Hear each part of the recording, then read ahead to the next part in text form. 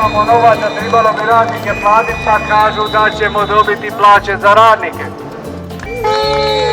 Kuće crno oko, osim časti zimkama, da ne nabrajam sada, pa ćemo kao dobit ćemo moratoriju godinu dana, pa će nam odgoditi glavnicu godinu dana, ali jer mi kažemo nije nam dovoljno, jer nam nije dovoljno. Znači treba i otpisati tu kamatu. Tako da očekujemo u sljedećoj rundi pregovora da krenemo i to rješavati, neka se lipo podili na jednake dijelove, pa eto, mi znamo di smo i u čemu smo, malo ćemo podniti, ali ne možemo ovoliko, pa da te kamate spustimo na tih 0. Zgrade sabora između vlade i sabora. I taj sabor je raspušten prije nekoliko dana, u tom saboru